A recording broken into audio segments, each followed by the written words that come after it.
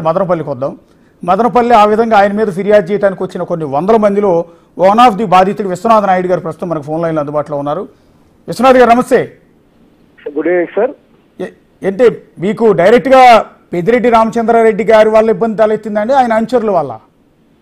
Sir Peddireddy Ramachandra Reddy, ఆ తర్వాత కుప్పం నియోజకవర్గ వైసీపీ ఇన్ఛార్జి భరత్ గారి వల్ల సార్.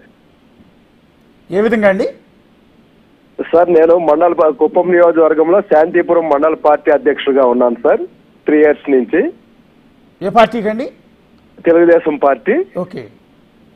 నా పైన పార్టీ అధ్యక్షుడైన వరకు పర్సనల్ కేసులు కానీ ఏమీ లేవు సార్. నేను పార్టీ అధ్యక్షుడైనాక నన్ను భయభ్రాంతులకు చేయడానికి 19 కేసులు పెట్టారు సార్. దాంట్లో 307 కేసులు 8 సార్. 8 307. ఓకే. 8 307 కేసులు. 8 నారా చంద్రబాబు నాయుడు సార్ గారు ప్రోగ్రామ్ లో పెట్టిండే కేసులే సార్. పోలీసులపై దౌర్జన్యం చేసినట్లు ఓకే భయభ్రాంతులు చేశారు. మళ్ళీ మా చిన్న మినరల్ వాటర్ ప్లాంట్ ఉంటే కరెంట్ పైన 12 lakhs పెనాల్టీ వేశారు సార్. మళ్ళీ నేను కోర్టుకు 12 lakhs వేశారు. మళ్ళీ నేను కోర్టుకు వెళ్తానని అన్ని రెడీ చేస్తే మళ్ళీ పెనాల్టీ వేసినాక ఏదో ఒకటి కట్టాలనేసి రెస్కో వాళ్ళు 80,000 కట్టించుకొని మళ్ళీ కనెక్షన్ ఇచ్చారు సార్. ఓకే. వ్యక్తిగతంగా పార్టీలో ఇక్కడ నన్ను స్లో చేయాలని వ్యక్తిగతంగా ఎక్కువ టార్చర్ చేశారు సార్ పెద్దిరెడ్డి, భరత్. ఓకే. అంటే పెద్దిరెడ్డి రామచంద్రారెడ్డి అప్పుడు కుప్పం మొత్తం ఆయన అధీనంలోనే ఉండేది కదండి? అవును సార్, అవును సార్. కుప్పం నియోజకవర్గం కూడా? అవును సార్. 5 months, 3 years లో 5 months బయట ఉన్నారు సార్ కేసుల్లో. 307 బెయిల్ తెచ్చుకునే వరకు ఊర్లో విలేజ్ లోకి రాకుండా 5 months బయట ఉన్నారు సార్. ఊళ్ళో కూడా అడుగు పెట్టలా? అవును సార్, అవును. మీ ఫ్యామిలీ అండి? సార్ ఫ్యామిలీ వచ్చి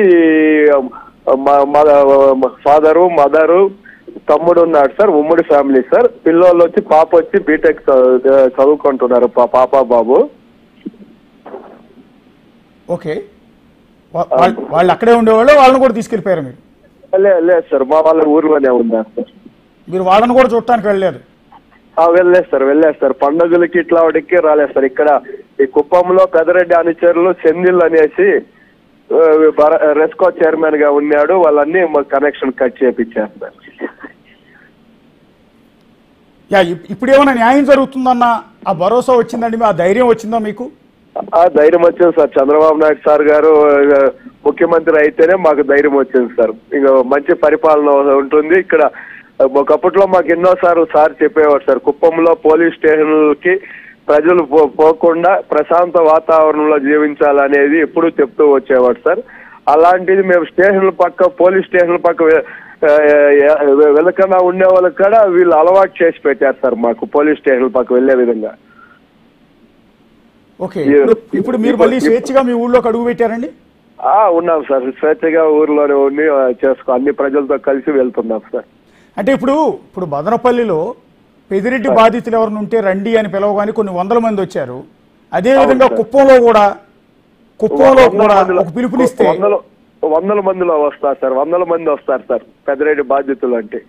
కానీ అక్కడ sitting MLA CM Chandrababu Naidu గారు కదా? అవును సార్, చంద్రబాబు నాయుడు గారు సారు. రెవెన్యూ ల్యాండ్స్ కానీ నేమ్ ట్రాన్స్ఫర్లు కానీ 5 years లో మొత్తం మార్చేశారు సార్. బాధితులు ఎక్కువ ఉన్నారు సార్. ఇప్పుడు మా భువనేశ్వరమ్మ కుప్పం పర్యటన వస్తే కూడా మొత్తం ఈ రెవెన్యూ సమస్యల పైనే అర్జీలు ఇస్తున్నారు సార్ అంతా రైతులు. అంటే భువనేశ్వర్ గారికి ఇచ్చే కంప్లైంట్ లో కూడా పెద్దిరెడ్డి బాధితులు ఏమైనా ఉన్నారండి?